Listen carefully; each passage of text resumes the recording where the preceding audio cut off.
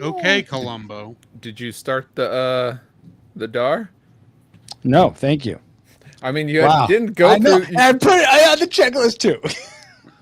You didn't finish going through the checklist there, Yeah, buddy. that's my problem. Well, I know. I just I also do let like you how guys you know. asked if they had a good impersonation. I'm learning. We'll get it eventually. Oh my gosh. After 10 years, you might become a professional podcaster. Oh my gosh. Okay, so that is going sweet. Doing this as a that. profession? That sounds awful. Depends on who your boss is. Yeah. Especially if I'm the boss. No one likes working here. Let's see. Okay, now we're streaming. Good. Why does it say now streaming, but it doesn't say what we're streaming? My That's Stream just Elements did that last night also. So Oh, really? I don't Okay. know. I don't know. I thought it was me. I'm glad to see it's not. Okay, so it's probably just Stream Elements having some conniptions. Okay, I think I got that. You know, free computer service has having conniptions. Say it ain't so. What? They get their pound of flesh. I'm sure with all the big dogs that use them. Yeah, I'm just mixing my metaphors all over the place. Yeah. I think we're good. That is recording. Yeah, hear you guys. If everything you're doing is bad, I want you to know this. It's not Ghostbusters 2, Paul. It's so bad. All right, I think we'll go ahead and oh guys, something I keep forgetting to do, but I remember this. I should be on the checklist. Don't mute yourselves or anything like that. But I'm just gonna get 5 seconds of just essentially ambient sound, so I can filter that out later. So we'll start that now. Okay, Power Rangers, let's do it!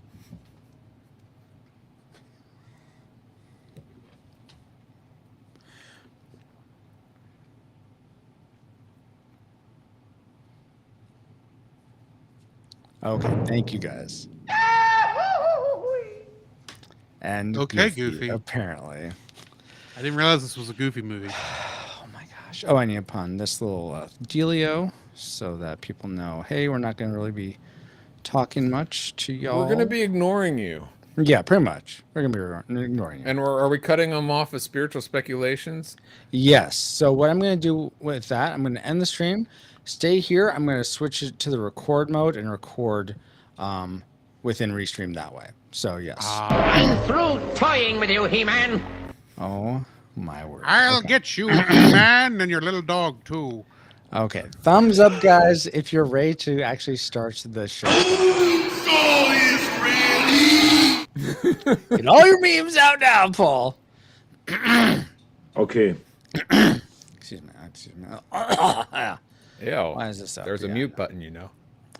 Well, why would I use that? That doesn't make sense. Where is this? Okay, that's right. Hey. Fantastic. All right, Paul. All right. In 5. Whenever you're 4, ready. 3, 2. I miss my brother, sir. Your brother is dead. We lose the ones we love. We cannot change it. Put it aside. How? How can I do what is needed when all I feel is hate? You hide it by listening to this episode of the Retro Rewind podcast. Reflux capacitors fluxing. Crew to stations. Scanning for The Mask of Zorro, 1998. Prepare to rewind in 3, 2, 1.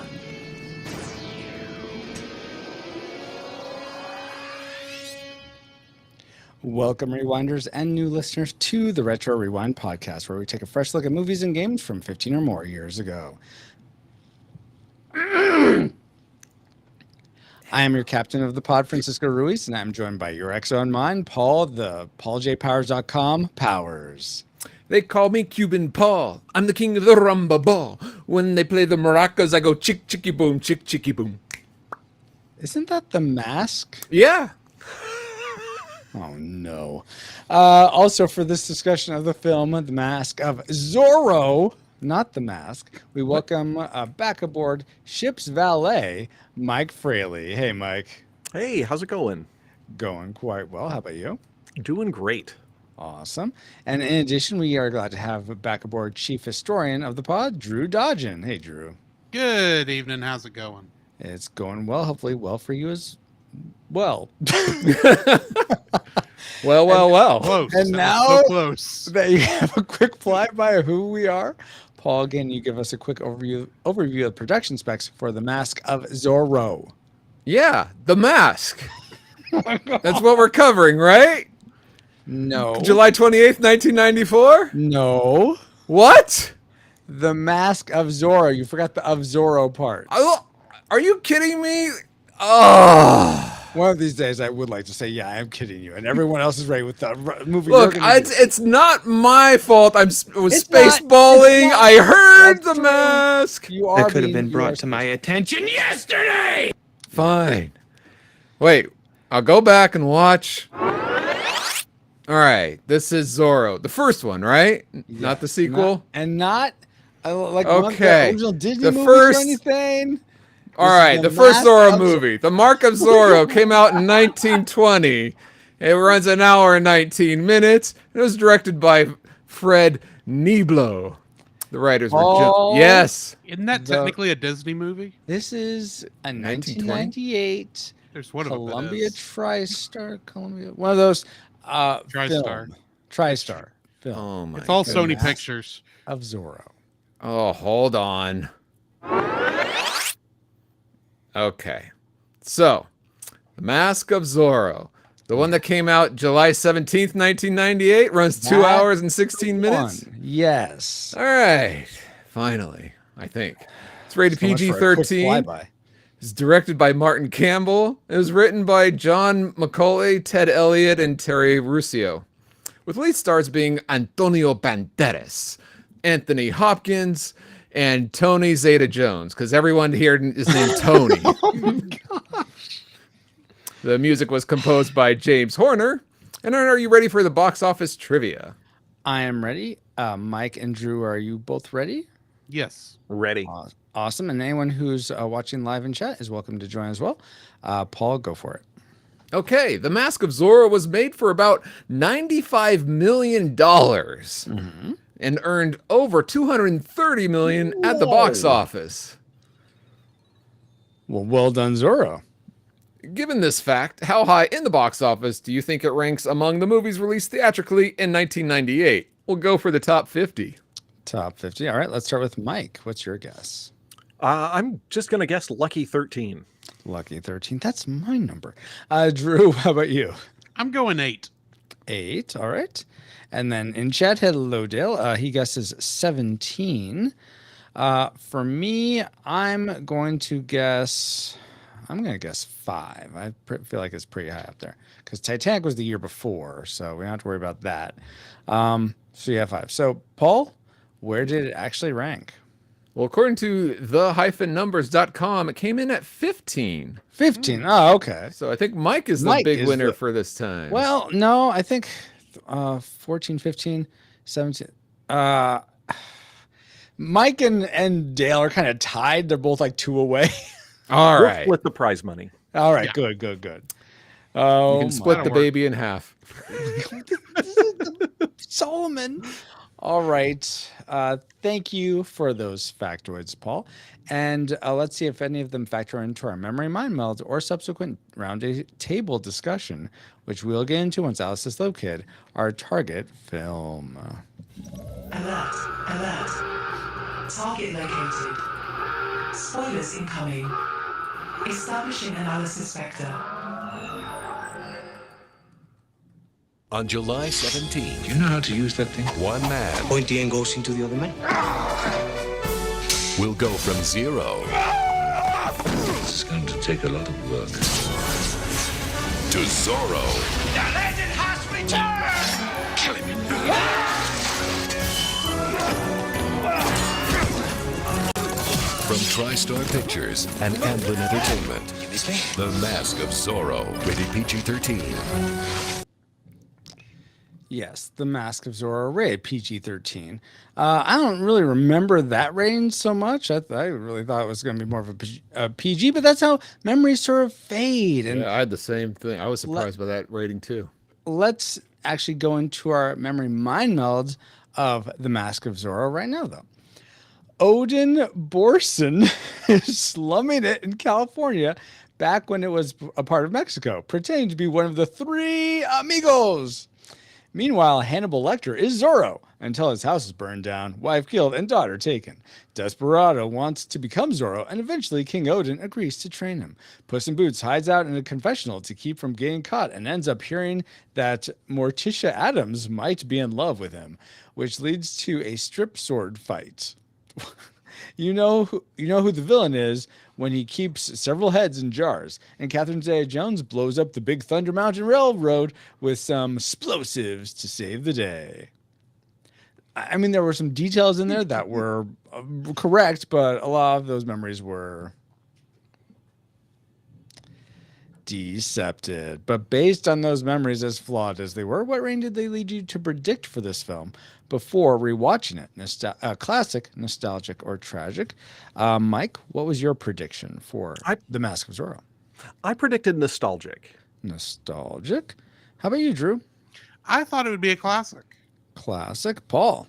I was right there in between them. But I settled on nostalgic. Nostalgic, okay. Because I even though I remember enjoying it, I had no really desire to watch it anytime soon. Okay. I get that. For me, I'm on the Drew side of things. I predicted classic as well.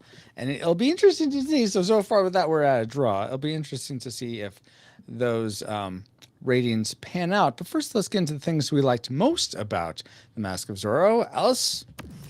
Best bets. Alrighty, guys. So I'm going to kick things off with Drew first. What's one thing you liked about The Mask of Zorro? I absolutely love the music in this film, especially the main heroic theme. Really? Which I can't remember the name of, even though they sang it in the closing credits. Is it Zorro? No, it was like "I Will Love You Always" or live. something like that. I will. I don't like my the whole life loving you. Yeah. Oh, Yeah, I don't remember like that the lyrics. song. It was Slow and boring. I don't like the lyrics. I like how it showed up throughout the rest of the film. You 'cause li- it played yeah, as okay. a great heroic theme for Zorro and well, pretty much both Zorros and even Catherine Zeta-Jones in that one scene. I think there was a motifs of it. Yes, it was in a the good heroic leitmotif. theme, but I don't think it was the main core of the heroic theme. But It was still that melody that would come in. I thought it did a really good job of going. Yeah, this is kind of the theme of the heroes. that's fair. And do you remember the name of this said song rather than as we keep referring to as it? Wasn't it Everything I Do It For You? It was not everything I do. All for one and one for all and all for love. I think that's what it Is was. this Oh, the is one that what it that's was? I Want to Spend My Lifetime Loving You by That's Mark the- Anthony and Tina Arena? That's the version with the lyrics. Yes. Yeah. I'll still rest with Slow and boring. Wow. Let's go to Mike. What wasn't slow and boring about this movie for you? Anthony Hopkins. I mean, Oh, wow. Yeah. this guy just brought a real gravitas to the role, and I totally buy him as the wise old mentor trying to whip this no pun intended, this young whippersnapper into shape. Oh my gosh. Yeah, you know what? That's one of my likes as well. The part I really push Anthony Hopkins' performance up for me as one of my likes. I mean, I'll put my cards a bit on the table. I feel like there's a lot to like about this movie. Was it the Flava Beans or the Chianti? What? Oh my gosh. No, it was how he played inner pain so well. I felt like just how this inner torment of knowing his daughter's right there, but he can't do anything to tell her, and his just waiting for his moment to seek revenge. Not that I really feel great about that, but I thought he just played that inner pain so well. So I enjoyed that. I thought he did a great job, and I was really impressed. This is pre-digital aging effects, I think. But I thought they did a really good job of de-aging or aging in between. I know they had like dyes of the hair and stuff that helped. Yeah. But I was still impressed that what they were able to do with what they had. Yes, yeah. I almost feel like they de-aged him for the beginning. It's rather than- possible because computer graphics were used, like some of the ships in the water in the background were digital and things like that. So, but I don't know. It wasn't as common practice back then for de-aging as it is today. Sorry. I thought they practically de-aged him, not CG de-aged him. Oh, Yeah, I don't what know. meant. It did look like it was more. They did some de-aging makeup on it. Exactly. Make Definitely, it, try and make it All look a little younger. Back to the Future 2 or something. And a la Botox or something. I don't know. Or even Back to the Future. They use tape a lot. Yeah. Yes, exactly. And hide it under the mask. Spirit There was gun. a ton of clips on the back of his neck, just pulling that skin tight. Wow. Why do you have hickeys on the back of your neck, Hopkins? Well, I was in the Mask of Zorro. Paul, what's something that really was pulled tightly to your likes for Mask of Zorro? I was really shocked and impressed by a lot of the stunt work, especially on the horses. Like how they were able to jump off and jump around, back on and on, off again, was really impressive. I know some of that was done with wires, and they digitally took out the wires and some of that. Like when he jumps from the building off and misses the horse, that he was on a wire, and they digitally took that off. But the fact that those stunts looked really incredible. Yeah, absolutely. And it's funny because I saw them coming, like I saw I'm sitting there watching with my kid. I'm like, he's gonna miss the horse is gonna move. Wait, and then even though you see it coming, it's so satisfying to see those stunts. Very well done. Yeah, and it didn't make my life like list so much, but there were so many great set pieces in this movie. The horse chase, the battle in the not prison, the barracks. Yeah. The ending climax at the gorge, the sword fights, and the Thunder Mountain Railroad. Great Thunder Mountain without the railroad. I'm sorry, that's what it looks like to me. Yeah. I was very impressed with it almost felt like I don't know if you guys I honestly thought this was directed by the same person that directed Pirates of the Caribbean. It had that same flavor of like feel, or that was produced by Jerry Bruckheimer. It had that sort of type of, I don't know, infusion of thrill ride to it, but it wasn't. So you're close. It was the director of GoldenEye, and it was produced by Steven Spielberg. So that's close. Okay, yeah, that's on the mark. All right. What else was on the mark about this movie for you, Mike? That's a different movie, The Mark of Zorro. Oh my gosh. Okay, I absolutely love a good movie sword fight.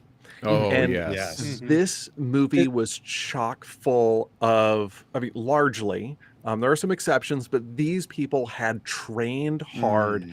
Their movements were crisp. They were well choreographed. Thank you, Bob Anderson. Yes. And yeah, I had seen this work, and I said to my kid, "Hey, this looks like Bob Anderson. Let's look this up." Like, absolutely is. Was he the sword not sword trainer? What's it called? Sword master. Choreographer. Sword master on Yeah. set. Yes, he was the best of the best. Yes, And he's the one who trained Errol Flynn, right? Yes, and this film and Darth Vader, and also did the sword work for The Princess Bride. And this thing looked like a love letter to the Errol Flynn movies, except I think just a little like it had a feel to it that I like better than even Errol Flynn. It had a lot of punch to it. I mean, it's really, and I don't know if that's also probably in the edit some too. Whereas I think those older movies, there's just a lot of like, okay, let's just set the camera and they go. Whereas this, I think they can punch things up with. They actually did a little bit of both because the director was a fan. They had some wide shots with the shadows on the wall fighting and stuff because of that. Sure. Yeah, I'm not trying to take away like Three Amigos where you used what's it say? Photography. Trick photography. I'm not trying to say that at all. It's like Antonio Banderas apparently was like trained for a long time. 4 months. So it was definitely showed on screen, and I would totally echo that, Mike. And Mike, also you bring some sort of I want to say some authority, I guess, to this because you're a fencer yourself, right? Or Oh, you put do up fences? I put up a good defense. White I picket, have chain link. I have years of experience in historical swordsmanship, and I absolutely love studying the historical manuals. If anybody wanted to get nitpicky with this film, they should be using the Destreza style of fencing rather than Italian, but blah, blah, blah, blah. I don't care. This is a good, fun movie sword fight. It's not supposed to be realistic. It's supposed to be spectacular, and it absolutely was spectacular. Mostly. Awesome. Yeah, mostly. Drew, what was mostly spectacular about this movie for you? I feel like this is like the perfect superhero movie, and without a superhero, this is a Batman movie. This is Batman, and by all technical accounts, is a quote unquote superhero. So I think this counts in many ways. But the fact is, we don't get superhero movies like this anymore, and that's kind of what everything's trying to be this, but they're missing the mark completely. That's so another I movie. love that we have this essentially perfect, maybe not perfect, really, really good superhero film that we can at least go back to. And it doesn't have to be over the top because it's not. Yeah, I mean, the fencing is spectacular and it's far better than anything I can do because I can't do any of it.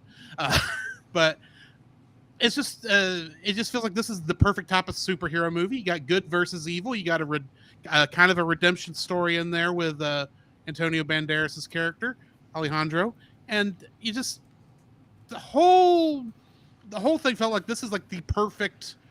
I've seen superhero movies like this, and they're just not quite this good. Yeah. The only quibble I'd make with that is I feel like it's more of a revenge flick than a redemption flick. But all right, no, he kind of goes through a redemption arc. No, he doesn't. You're wrong. You know what? You mentioned it's a Revenge is a superhero dish film. best served cold. So let's move on. I was wondering if this is a Western film, just minus the cowboys. You can have it be a superhero Western.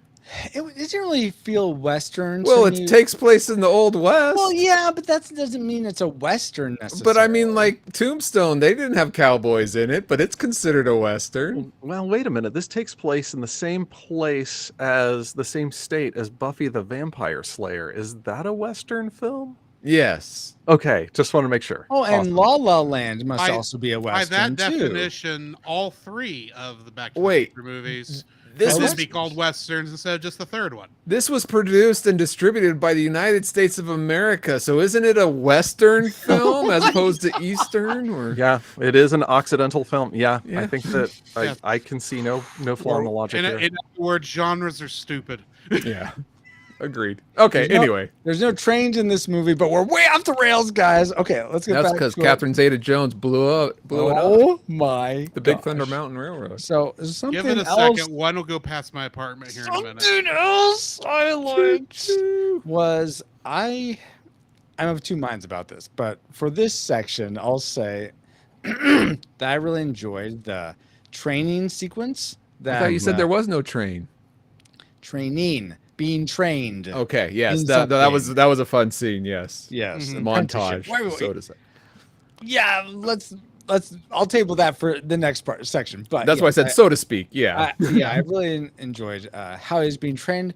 I love the way it sort of kicks off how Anthony Hopkins, Diogo de la Vega meets Muerte. I forget what's his name? Alejandro. Antonio Banderas. Murrieta. Alejandro. That's what I said. Anyway, I meets him in the bar. He's all drunk and he wants to go and fight, but he's like, there's a saying, there's a very old saying, when the pupil is ready, the master will appear. I just thought that was a great way to sort of kick off this whole training sequence.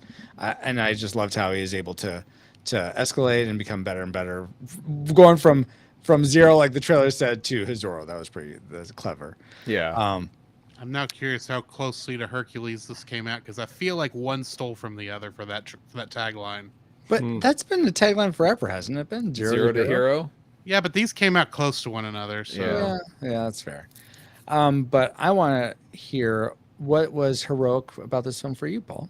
Oh, same thing that Mike was saying is the good sword fighting. Mm-hmm. I know that it's Zorro. You expect some sword fighting, but I wasn't prepared for the Bob Anderson effect to it to come in. So bravo on them for doing that. Yeah, the part that sticks out the most in my mind, where he's sort of finding both what's his name, Don Raphael and Colonel Love at the same time, and just go. I don't know. It's almost like you could tell he was trying to like focus on both, like one after the other. It didn't feel like someone that just knew the moves and was just going through it. Like force, like they had force sensitivity. It's like, oh crap, okay. It's like he really had to focus. And I don't know, there's just something that really spoke through the swordsmanship in that made it feel real and grounded. I'm glad it did for you. I can't say the same for me. Okay, fine. Well, let's not get into the things we didn't like yet, because we have our classic makers, guys, the things we loved most about Mask of Zorro. And I'm going to start things off with Paul this time. I enjoyed the main cast, specifically of Anthony Hopkins, and also Antonio Banderas and Catherine Zeta-Jones. The others, they did a good job, especially Colonel Cluster there. But those three really, especially, I was watching whenever they were on screen. I was captivated. I love how they interacted. Yes, it was really wonderful to watch. I'm totally with you there. Like I said, I really liked Anthony Hopkins. Myself and Antonio Banderas and Catherine Zeta-Jones did a great job. Was this her first movie? It feels like this is at least the one that sort of started Young her. Indiana Jones. We covered it. And plus, Hackers came before this too. She was in Hackers? Oh, really? I think she thought was. That was She was. Jolie. This is probably her biggest. Yeah, the one that sort of launched her. But. Yeah, exactly. She was in several little things before. Like you mentioned Titanic earlier, but she was like in the TV version, I think, of Titanic. And I don't remember her in Young Indiana Jones. But regardless, oh my gosh, maybe that's a good wait, thing. Was she the one that like was seducing him? That she in was, the like, desert. Yeah. Yeah. Okay. Regardless, see that. Let's stop bringing me nightmares. Come back to me. Let's go to Mike next. What's your classic maker for the Mask of Zorro? Okay, just kind of zooming out away from the sword work, just the general like tone of all of the practical stunt work. I mean, it just felt like fun whimsy. And I know that he's like punching guys and throwing them out of horses, but throwing them off of horses, but it looks like he's having a great time doing it. Like whether he's on the ropes or not, I mean, it just had a certain style of whimsy and also you could really see and appreciate the practical stunt work. Absolutely. Something that you don't see in a lot of like, especially like superhero movies. There's a lot of dynamic camera action. They kind of need the camera to carry the kinetics rather than letting the stunts carry the kinetics. Yeah, I felt I agree, because I think today they rely too much on, we'll just fix it in post, like if it's not working out that well, and they rely on the computer graphics to help with that, where this feels really practical and like I said before, it's not all, but it feels that way, and it's great. I mean, I think it goes back to what we always say about how practical effects, and I don't think we always say this, but I think it's sort of in the zeitgeist of people, certainly of our generation, that practical effects, just there's a realness to them that draws us in more than when everything's CG. Yeah. I agree. Here. Good. I'm glad you're all in agreement. I second that.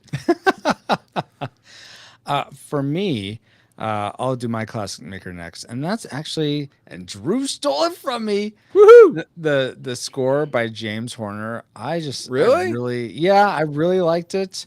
I thought I went back and listened to it again after, and I don't do that a whole lot with the music covering the podcast. I really like I didn't so much like I'll spend my whole lifetime loving you. That I agree, Paul. It's a slow and boring song. I totally 100% back you on that. But the rest of the music, especially the way it starts with the it's not tap dancing. I was about to say that they use they're not flamingo dancers, but they use the heels and the yes. I love that the percussive element of the Latin style music, that and Japanese music. I love the percussion in those for some reason. But anyway, it's good percussion. It is, and so I really loved that drawing. My only quibble is James Horner. I know you're passed on, but we're gonna speak ill of the dead right now, so listen up. I know you love your like bass flute dissonance from like Willow and whatever, but you're using it too much. Use it in Willow. Leave it in Willow. You don't need to bring it into Mask of Zorro, but it's okay. It fit. I'm just saying, be careful, James Horner. Be careful. I mean, you know what they say. If you've loved one James Horner soundtrack, you've loved them all. Yeah. Do they say that? No, they do not. I can kind of see how people could say that. Yeah. I think that they usually say the less kind thing of self-plagiarist, but I didn't want to say that. Well, a lot of artists are. This did sound like Titanic. I knew it. Okay, well, that leaves Drew. What is your classic maker, Drew, for Mask of Zorro? Antonio Banderas. Yeah, Antonio Banderas. He did such a good. There's a reason. Okay, there is a reason that DreamWorks, when they were making Shrek 2, lifted the character and the actor wholesale from this movie and stuck it in a cat's body. Okay? Yeah, because it's just the perfect. He fits. This is almost the role he was born to play. Oh yeah, you're right down to it. He all his acting for this. I mean, when was really feeling that hatred for Love, Calvary. Yeah, Love. Yeah, Love, yeah. Him. I don't think of that as. I keep forgetting his name is Love, but the Calvary dork. You mean cavalry, not Calvary? Whatever. No, I mean that blonde that went up to the cross. Accent is giving you problems, Paul. I can tell. Calgary, like in Canada. Yeah, he's from Canada, obviously. Blame Canada. Oh my god! But no, I mean his hatred towards him, you can feel it in like almost all those scenes, and you can tell the second he first sees Catherine Zeta-Jones's character, how you can see him immediately fall in love with her, and it's, even though physically nothing's changing, but you gotta get that feel right then and there, and it's believable. It's very believable. There's not a he's in some ways he's a little bit of a one-note character, but in reality there's a lot of nuance to his performance that you don't see often. And I thought he did a very, very good job in this one. Absolutely. And what's funny is at least I was reading the trivia that even though there's this animosity between him and Antonio Banderas' character, between who? Because we were talking about Antonio Banderas. Okay, you're talking about Colonel Love. Oh, yes, but Colonel Love. Okay, talking about Colonel Love. Love and Alejandro. Gotcha. How he said it was really hard for him to dislike or to get into that mindset because Antonio Banderas was so sweet to him. So that's just a fun little bit of trivia that I found. All right, guys. Well, man, those were some great things. But you know, there's oftentimes things we don't like about the movies we cover. So let's get into what this it always happen? Can't seem to remember. There's one more thing I like, guys. I don't know what it is. One of these days you're gonna have to put this in your notes. The Cellcast. The Cellcast, hosted by Jacob and Drew, review animated movies and TV shows, discussing what they appreciate about the medium in whatever form it takes.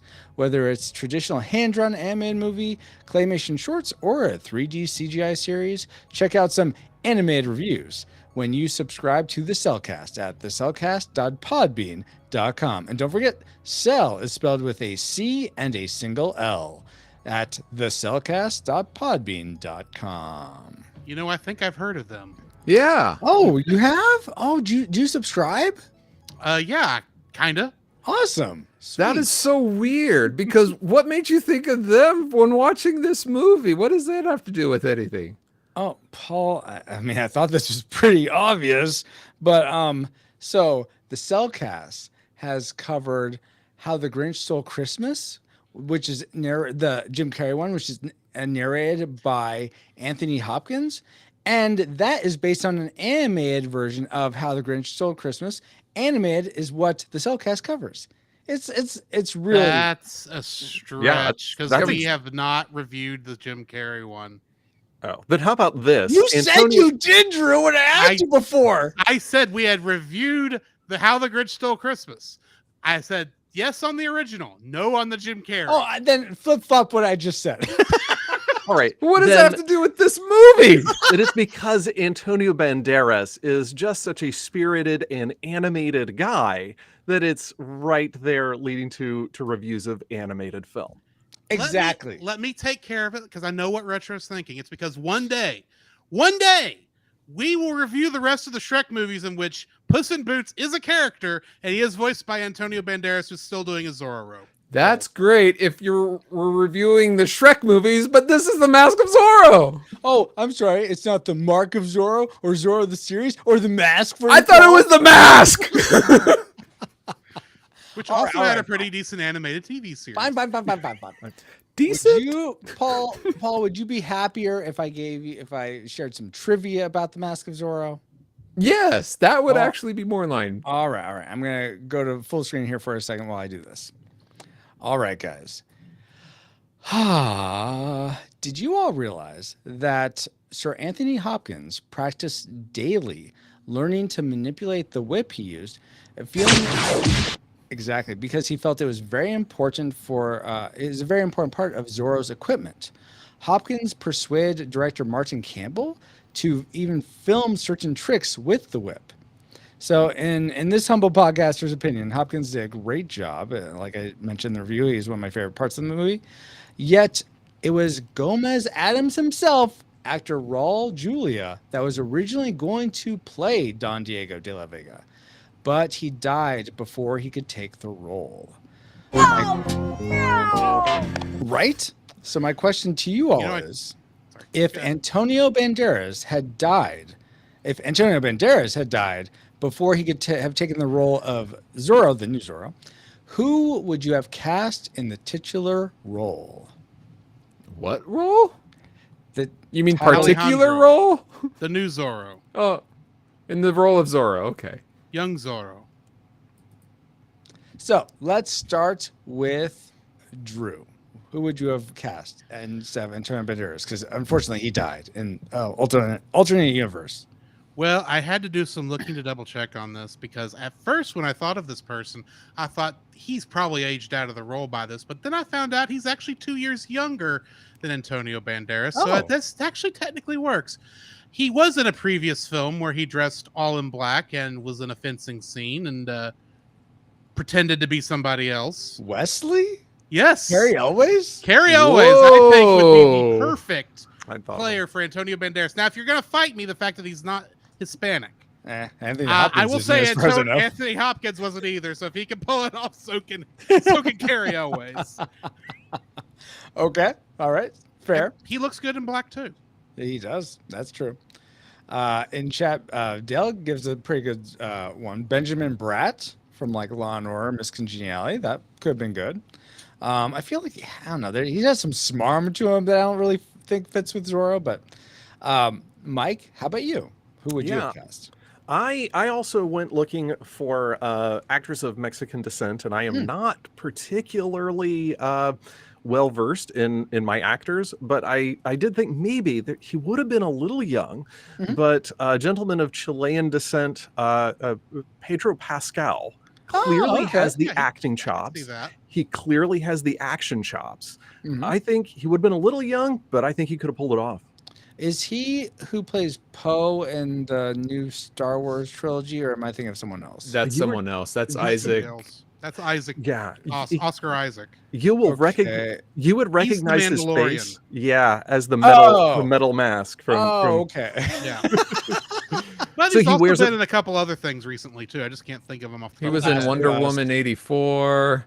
He's been a ton of things. That Nick is that Cage movie about Nick Cage.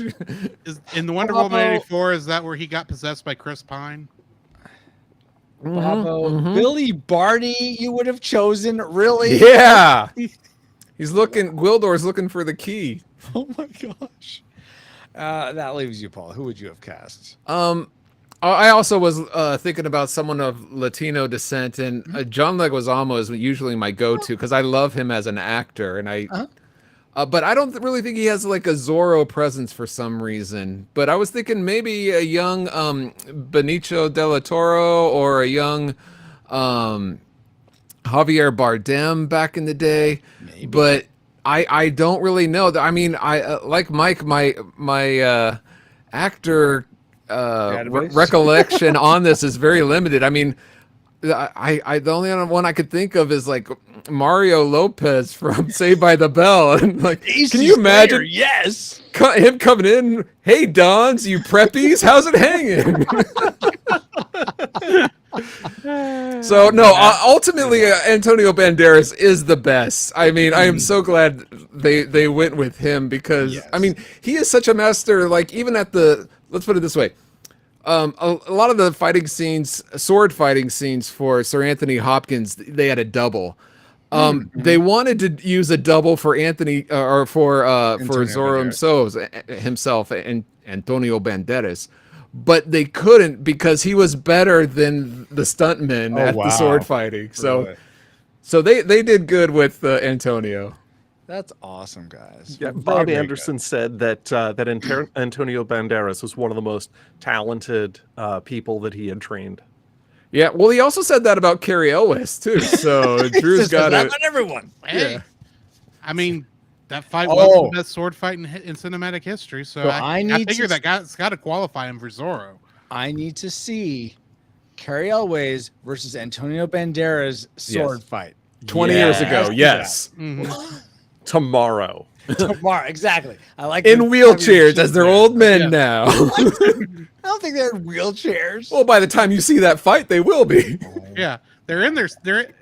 Antonio Banderas is 62 this year. Oh my gosh, how is this true? I don't know. I've seen 62-year-olds that'll whip you into a shape with a rapier. So Good it's point. Good point. yeah. She's Bob Anderson was pretty old himself, but he was. Yeah. All right, great trivia, Francisco. Thank you, Paul. And while I try to figure out a transition and get back to my notes, you can put in the Edna mode count for those in the chat. Edna mode and guest. All right.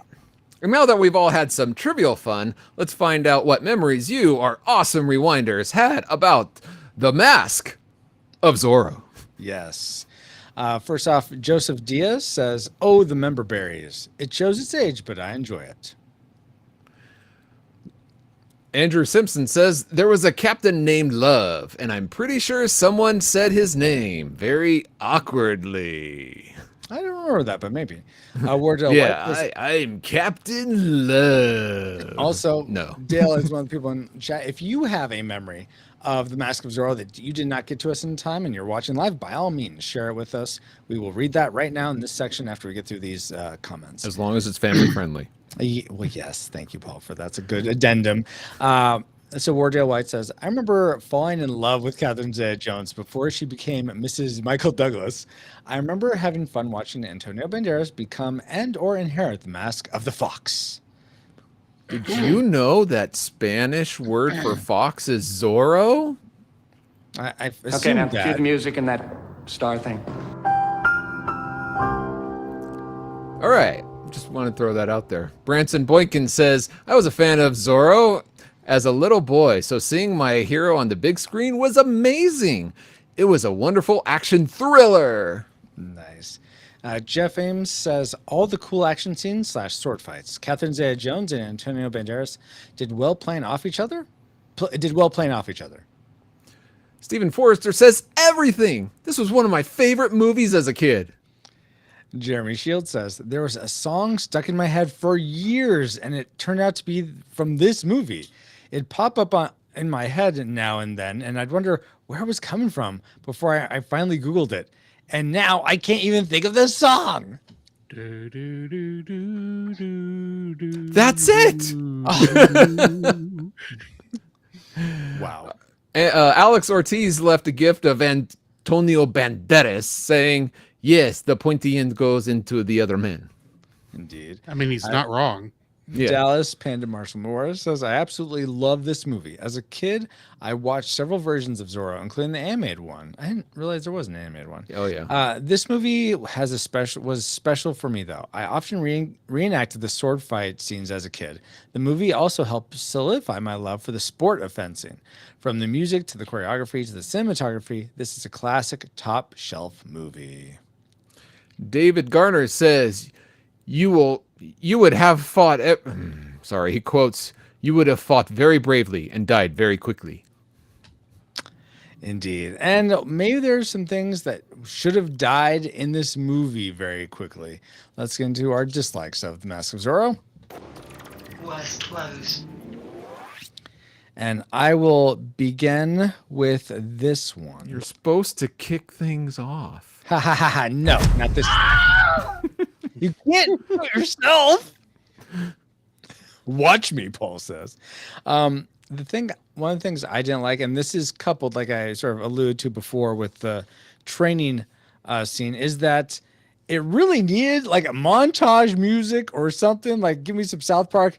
It's a montage. But it just seemed like it took. He trained, like Anthony Hopkins Zorro trained Antonio Banderas Zorro in like the course of a couple days, and I feel like there's no way he gets him trained that fast.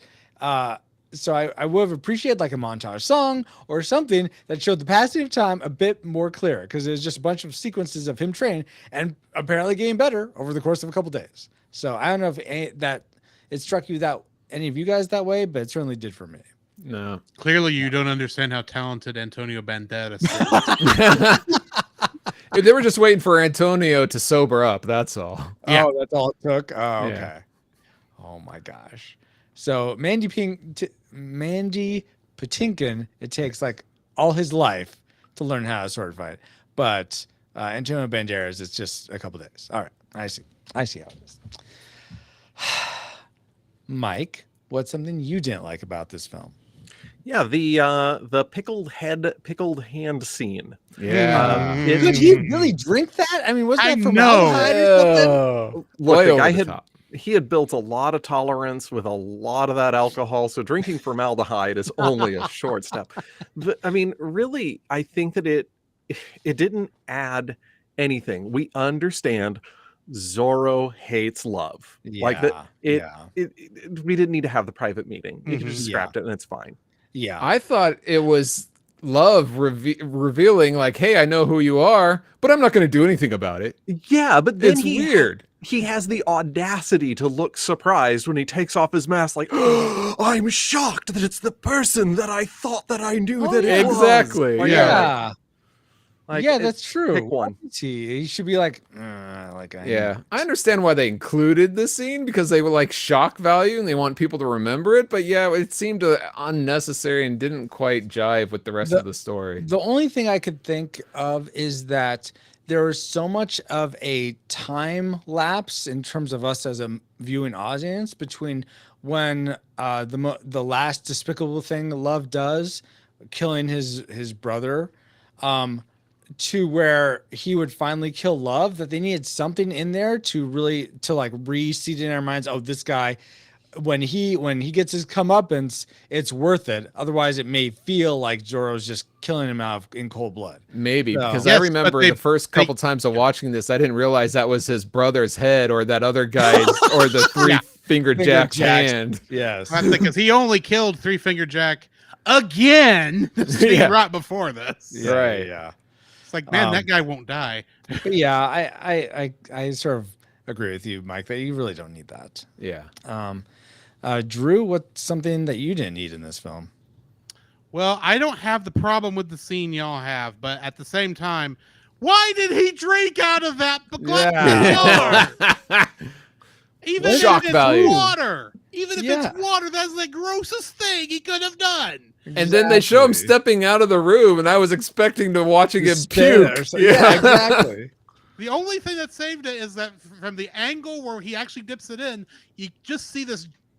The water just looks black. It doesn't look like the hair. It just looks black for some reason. I'm thinking, well, maybe that's just tea or something. But at the same time, it's like, no, that's supposed to be the guy's freaking head. That's his brother.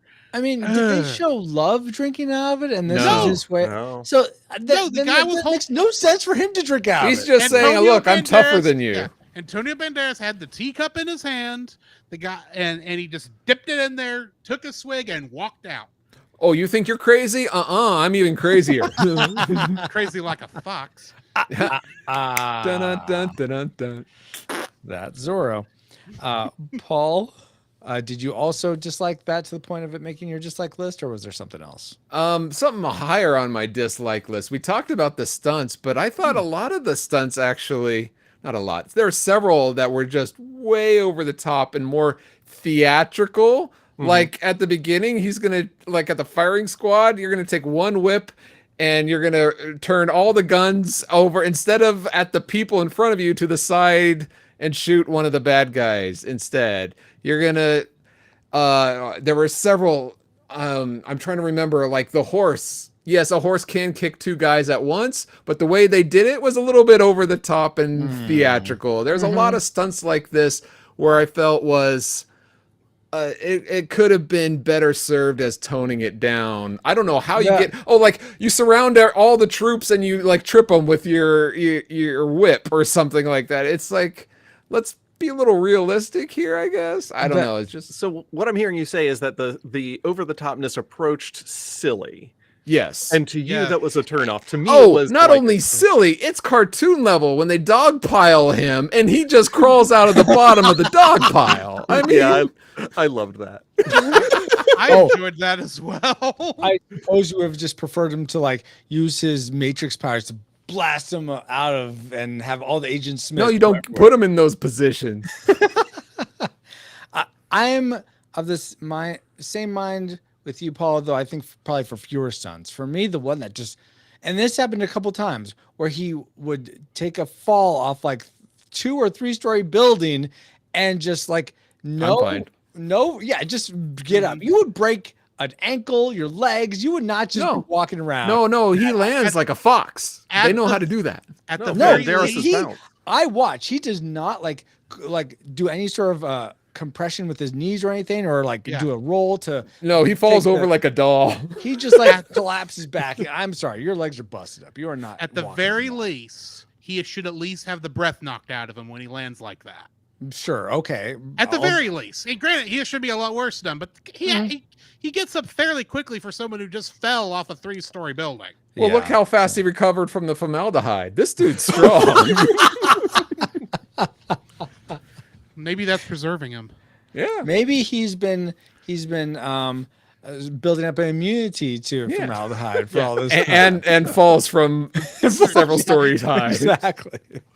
Oh, you just start off with like 1 foot and then 2 feet, then the next day 3 feet, and just you go up a little bit by a little bit. You eventually build up that tolerance. Yeah, exactly. And if you were going to land on a horse from that height, that would hurt so bad. And imagine what pain you put that horse through by doing that. You break the horse's back, maybe. Nobody wins in this one. Yeah. Exactly. Well, the horse wins when he moves. That horse was the smartest character in this film. By the way, did he ever end up naming the new horse Tornado, or was it just no? He didn't. Horse. Okay, he never heard a name for the horse. All right, I was about to say it's Tornado, but I guess I assumed that was the other one. Yeah. Because I don't think a horse lives that long. I mean, I think no. It's not supposed to be the original Tornado. No, it's not. Let's go back. Speaking of. Sorry, confusing moments. Can we take a moment? I don't think this is on anyone's dislike list. Okay. But, and maybe it's just me. At the beginning, spoiler alert, when Anthony Hopkins' wife is shot. Yes. Killed at the beginning. Yeah. But when the baby is taken away out of the building and Anthony Hopkins is in the jail thing, looking out at his burning house, he sees the bad guy carry the baby, and there's some horses there, and there's a woman on the horse that looks like the wife that was just shot. So it looks like she survived and that she's being taken off too, but later it says that she's killed. I imagine that's the nanny.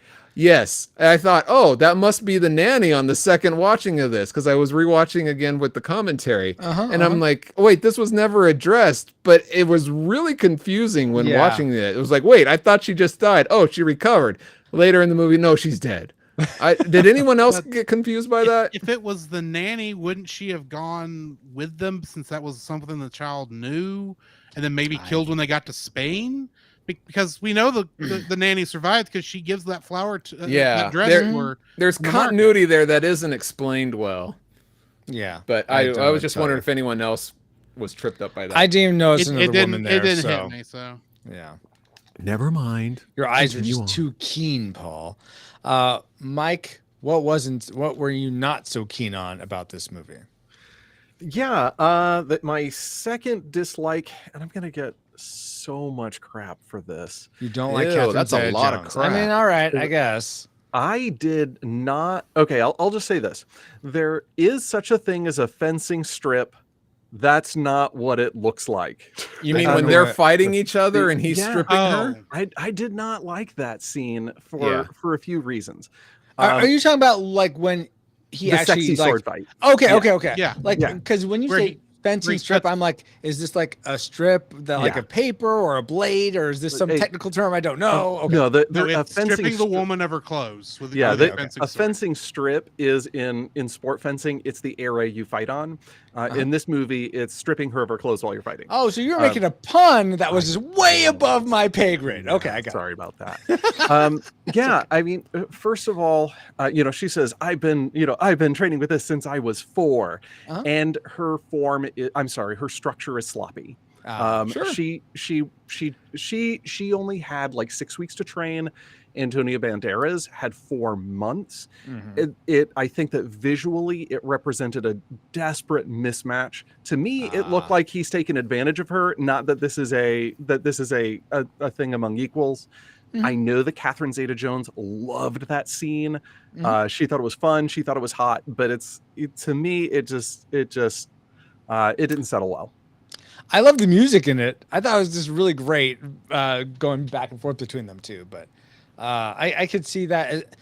Of course, I certainly don't have the eye for someone to be able to tell the difference between someone who's trained for 4 months versus a few weeks. It looked fine to me. Or 40 years, but- or since they were 4. Yes. I don't Okay. Yeah. But that's totally fair. It's But- totally subjective. You know, I get that. You know, if Catherine Zeta-Jones's character is an only child, she's probably used to getting her own way and like slacking off during her lessons. And so just because she's been practicing since she was 4 doesn't mean she's any good. Yeah. Well, I've been practicing. Have you had a teacher? No, but I've been swinging around a lot. I mean, let's face it. Her father, I do think, kind of spoiled her a little bit. Yeah. Yeah. Sorry, father. Yeah, we got it, Drew. What didn't you like about this film, Drew? So apparently Mike and me are on the same wavelength, even if we come at it from 2 different angles. Because I don't like that scene either when he does the fencing strip, as we called it. And I'm also not a fan of that other scene where, after they steal a guard's clothes and they're standing around the cactus buck naked. Oh yeah. Did you see the one guy on the left is totally leaning into it? Oh, I know. That was so painful. And don't get me wrong, it's first funny. one is funny. But the more I've watched this film, the more I've gone, this is completely unnecessary. It is not adding that much comedy to the scene. Right. Especially Yeah. since 2 seconds later It's a is bit sadistic. when the brother's gonna get killed. So Yeah. I kind of wish we'd have just not tried to go for a laugh there. I think there's I laughed. been I thought a it was funny. funnier way. Like I feel like you could have done some just comical that didn't look so so Perverse. painful, I guess. Yeah. Yeah. And then with the fencing strip scene, it's just like, I get it, but it does really feel like this was our excuse to make the movie PG-13. I was without just about actually to say, showing what do you want, a anything. PG movie? Hey, I'm fine I'd with be PG okay. if the acting's good and the story. Yeah, I was about to say. So you ratings. take away the head and formaldehyde scene, you take away the strip fencing scene, and and it could be a movie the stripped you take kids soldiers. to. Yeah, I was about to say. Then you're down to PG. And I'm fine with this. Yeah. Oh my gosh. You know what? I can see how taking those out wouldn't necessarily make the movie any worse. Yeah. No, I agree. I agree. It would have been just as fine. Yeah. Though I think you do need some element, like she has this experience with Antonio Banderas' character. I forget what his pseudonym is when he's pretending to be a royal. But they have that interaction. I feel like you also need more of him as Zorro interaction. Yeah. Sure. So I'm not sure what that looks like though if they don't have. Well, they could. I enjoy the sword fighting scene between them. It just didn't need to that go last bit. All right. That's Yeah, fair. yeah. Okay. And how granted, can he do that understand without hurting her? Anyway, I don't think that's. I think that's the movie same way magic. he can fall off of a 3-story building and not even get Oh, yeah. knocked out of him. That's right. you're right. This is a superhero movie. I Oh told my you it gosh. was. We just Yeah. don't ever see the superhero landing Yeah. Well, we did. Wow. He fell over like a rag doll. because that's not the superhero landing. Paul, for what him it really is, yeah. fell flat for you about this film? Okay, Captain Goldilocks. I understand his. I understand. Look, Colonel Cluster. There, I understand his Colonel motivation. Love, guys. Why do you keep saying cluster? If Because you're going for The Custer, Cluster's last stand. it's Custer, not I Fine, keep hearing Colonel Cluster. Mustard's last stand. Because the man does not deserve the name of love. Anyway, his final confrontation with Is Zorro. there any Zorro left? Yes or no? His final confrontation. I do not believe this character, whatever you want to call him, it's Mr. Blondie, Colonel Love. Yes.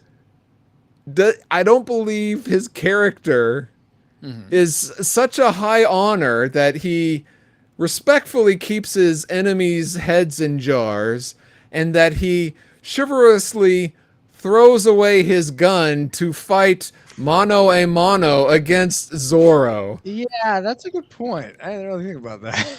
It doesn't make any sense for this paradox. character to be like, yeah. you know what? I'm going to do the honorable thing and not kill you like I want to. But I will say this, Paul.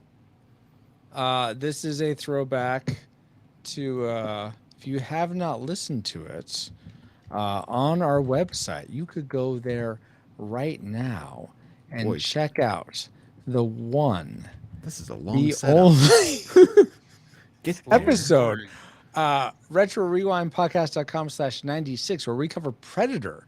And in the movie Predator, that alien species, they are a very honor bound species, and they have trophies of their kills. Of course, they don't kill themselves. So maybe that's a little different. I don't know where you're going, but Colonel Love should not have thrown away his gun. It didn't make any sense. I'm trying to say it doesn't necessarily negate his honor just because he keeps trophies, but that's actually if he kept trophies of like deer or animals he killed. Yeah, lesser beings, that would make more sense. Yeah. It's like Prayer makes trophies of us, lesser beings. So Yeah. okay. So it What doesn't would've make been- sense. What would have been better is if he went to draw his gun and Zorro used his whip to disarm him of Yeah, the gun. or That his would be sword. So much better. Yeah. Yeah, that would fine. Do that. But no, Yeah. a simple thing like that, no. Yeah. Good read there, Mike. Then that leaves the last thing. One more thing I just like before we get to our most hated things, our tragic makers, and that's that. Oh, I already said it. Never mind. But I guess it's just pretty much with you, Paul. That jumping down onto a horse would break your legs. Though there was. That's not the only thing it would break. I'll throw this in since you were confused about the woman at the beginning, Paul. I was confused about this.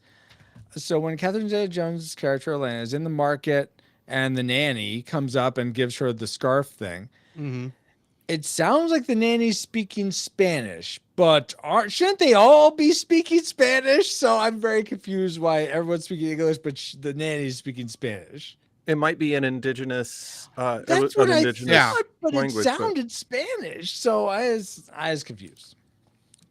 Unless it's like a Mexican native, a peasant Spanish instead of a proper Spanish that the nobles Maybe it's might be Portuguese. speaking. I don't know. Unfortunately, I don't know. Yeah, I don't know. Okay. Honestly, I didn't think too much about it. I sort of thought, and then it could be indigenous language. I But you're 100% right there, Francisco. Yeah. Thank you. I like being right. Okay, guys, what is dead wrong though about this movie are tragic makers. Let's go to Drew. What did you hate most about this film? What did I hate most about The Mask of Zorro? That Jim Carrey wasn't the mask, wasn't Zorro. That would be weird. Not once did the mask talk at all. It was all the people wearing it. How on earth did Johnny Three Fingers survive that first fight? Because the bullet didn't get a major part. Liver. Yeah. I guess it's just it just felt really. I didn't notice it till this viewing of the film, that was Johnny Three Fingers that yelled at them from the top of Big Thunder Mountain. Yeah, Road. I didn't just either. thought it was some other random dude. That's When another I thing caught it that this didn't time, make I thought, sense. Oh, go ahead. How did he survive? They all look dead. And Yeah. Well, go back before that. Why was he capturing the Marietta brothers, like taunting them with water, and then the next scene they're like, "Oh, we're in this together." Because it was a scam. But why you don't? But this was before the scam. He's taunting them with water. Because that's why do you guys tease me with the name Roy? Why? No, Why? there's a difference between teasing and dragging you through the desert and starving you. No, it's the same. Take note. It's the same. All right. Roy, I'd like to point out I kept my mouth shut with that this entire episode till you brought it up. Well, you know what? I need an example. Whatever you say, Roy.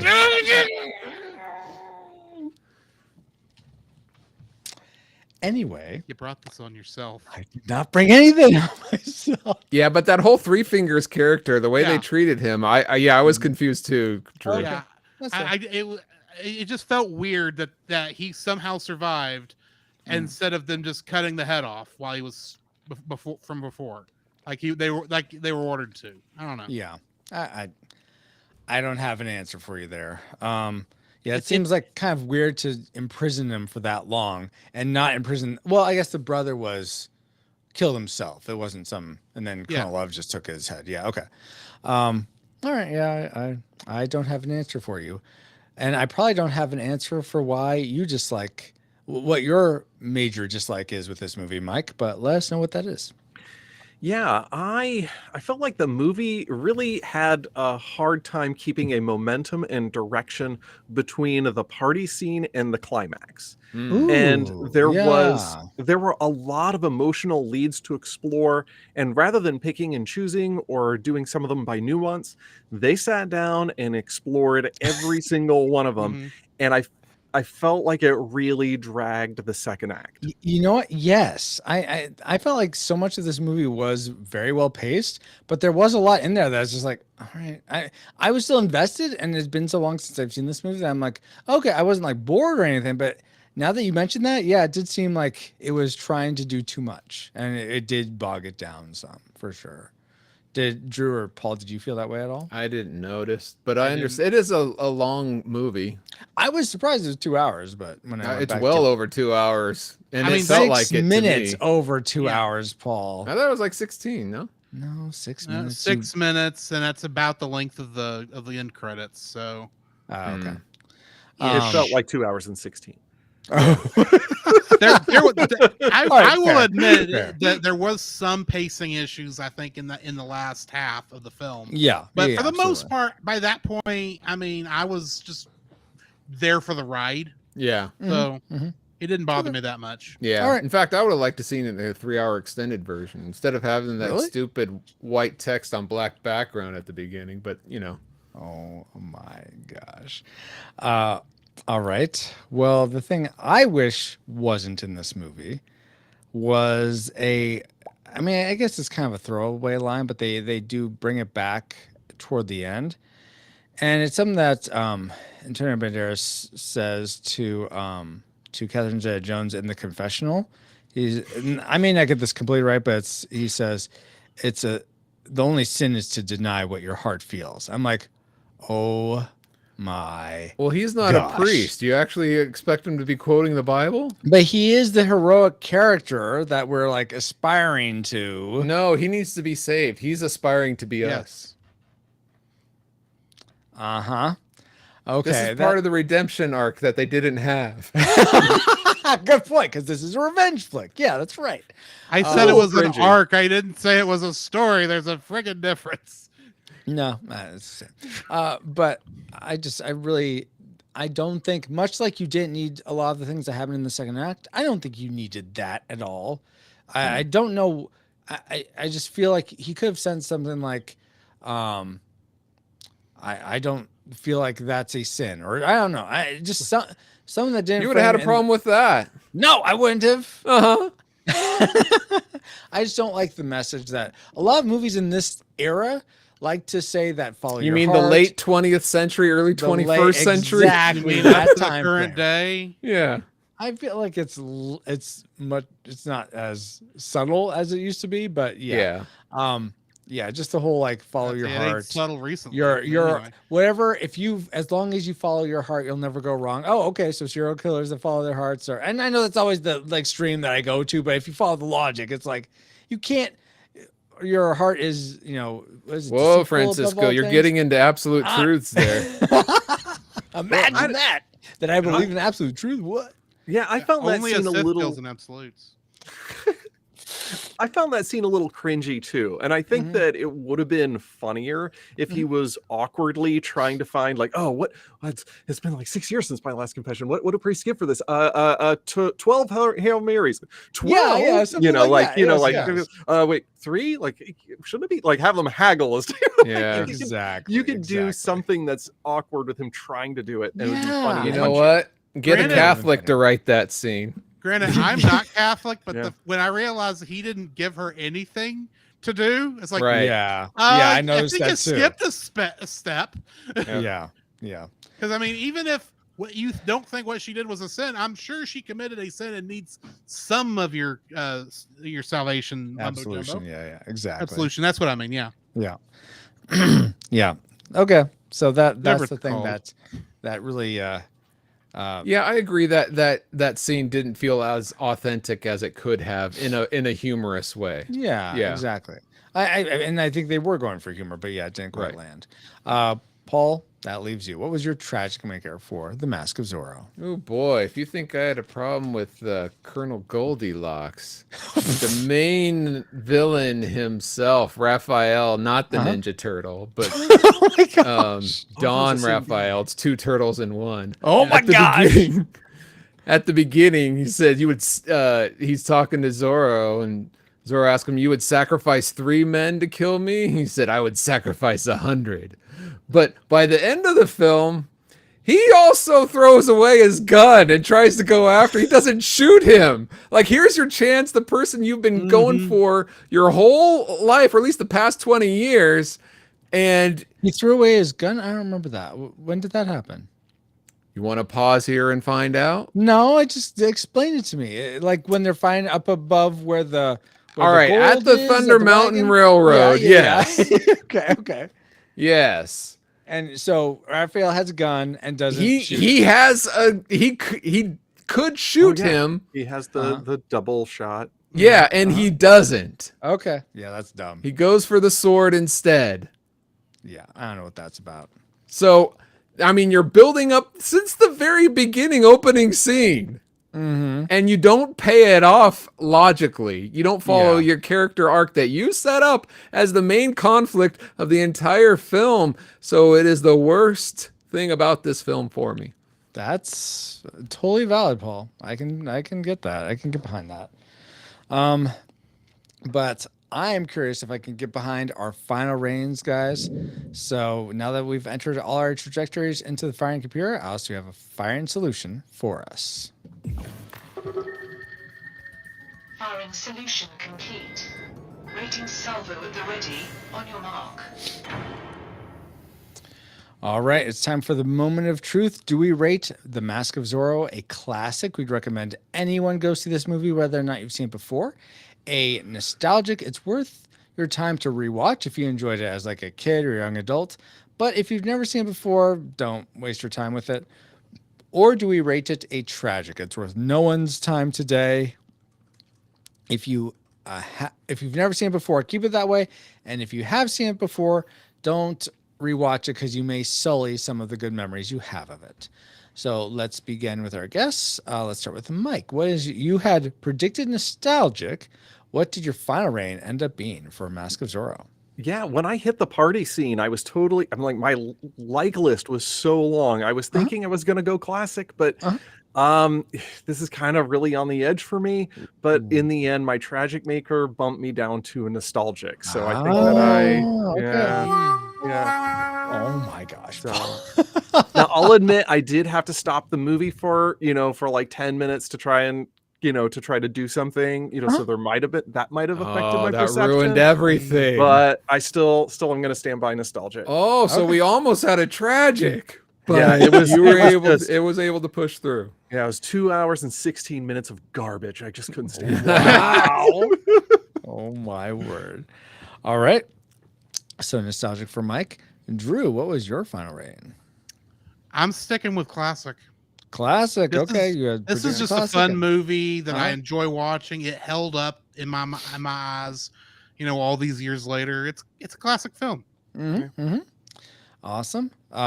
Let's get to let's get to Paul next. We won't go with the. I'm gonna do that I guess I could do that before us. You have been, but we don't have to continue we'll that way.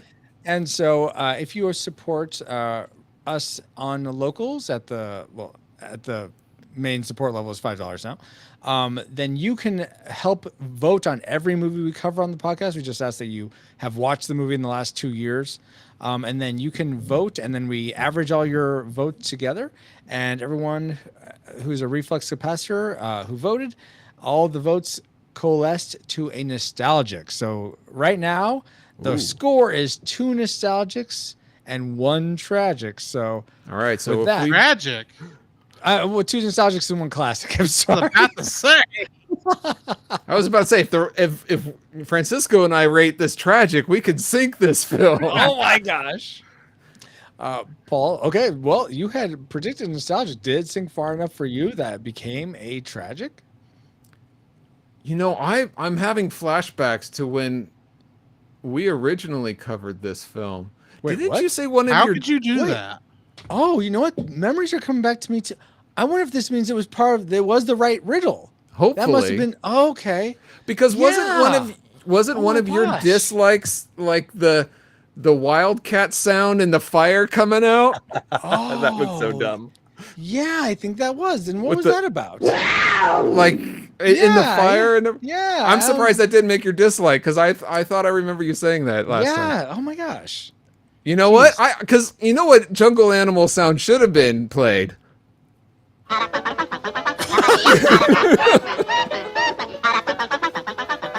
But I was wondering where in the world you were going with that. But all kidding aside, this was a fun action film adventure. I had fun watching, despite its flaws. I'm actually looking for. I want to watch the sequel now, because it's been a while since I've seen it. I'm wondering how that holds up. So I rate this a classic. It doesn't. Whoa, I know. a classic. I've never seen the sequel, actually. Maybe there's a reason. But I would recommend it to anybody. Have you watched The Incredibles? It's better. It's the same story, but better. Okay. Then in chat live here, I just want to read out some of these just so you get a flavor of what everyone in the community thinks. Dale would rate it a nostalgic. Kevin Joshua Burnham would rate it a classic. I think that's let's see. And Baba wants to watch Garbage Pail Kids for some reason. Okay. I think Kevin, he would never mind. So so right now it's tied. 2 nostalgics, 2 classics. That leaves me. What do I rate this? Well, yeah, that tiger sound totally tragic. I hate this movie so much. I actually had a lot of fun with this movie. There were some things that I just didn't care for, but on the whole, it was a fun ride. I liked the characters. There wasn't enough for this movie to really make me feel like it wasn't worth anyone's time today, so I rate it a classic as well. Whoa, yeah. Your heart grew a size. That's why it reminded you of the Cellcast. Because they covered the original. I got it, Paul. Thank you. It's good to know you have some taste, Francisco. According to the Retro Rewind, don't make me change my rate. According to the Retro Rewind podcast, we rate The Mask of Zorro a disputed classic film. We'd recommend anyone go out and see this, whether or not you've seen it before. But now it's time to get back to our own time. Good old 20XX. 20XX? Comsat online. Receiving incoming transmission. Feels good to be back, but we wouldn't have been able to travel back to 1998 to begin with if it weren't for our amazing reflux capacitors, namely Deborah Powers, Geek Devotions, Drew of the Cellcast. Oh, you're right here. Woohoo!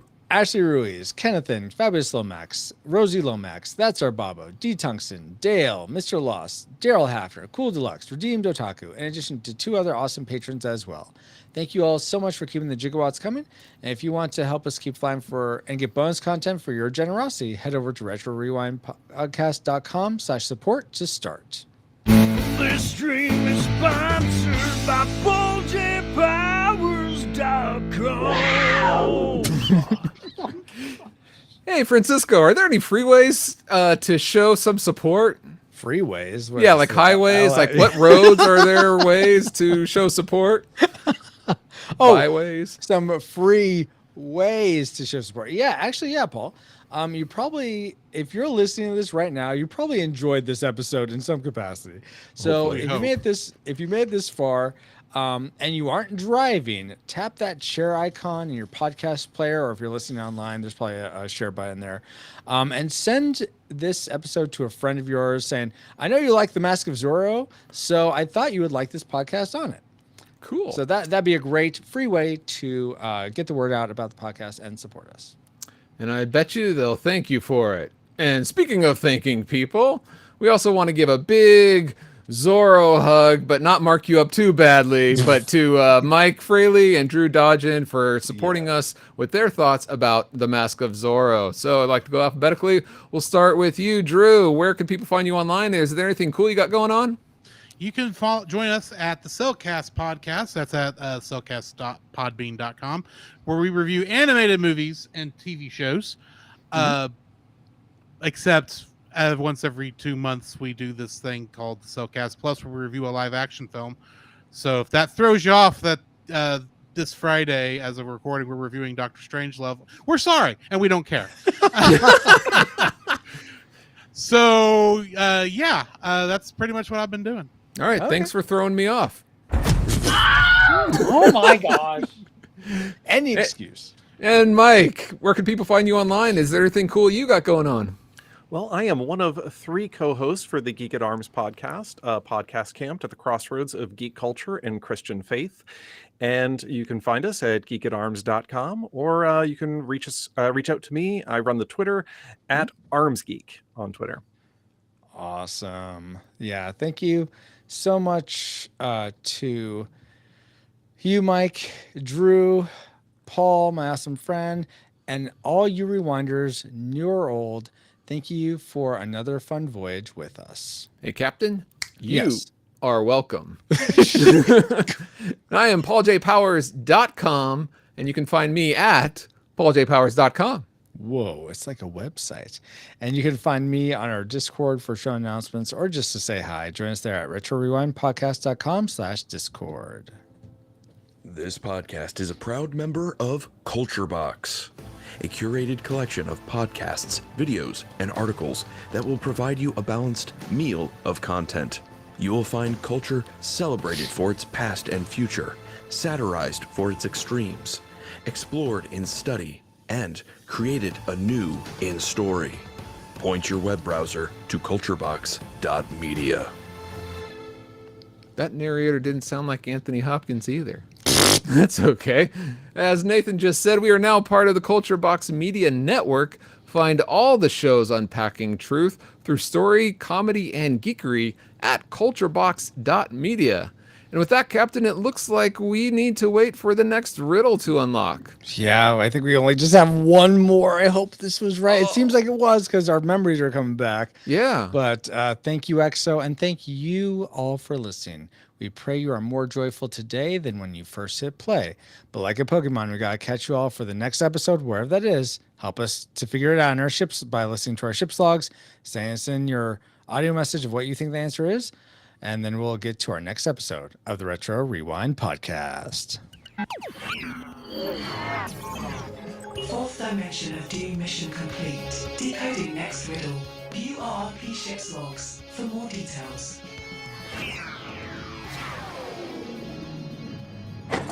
This is the most stupid thing I've ever done. I doubt that. Wow.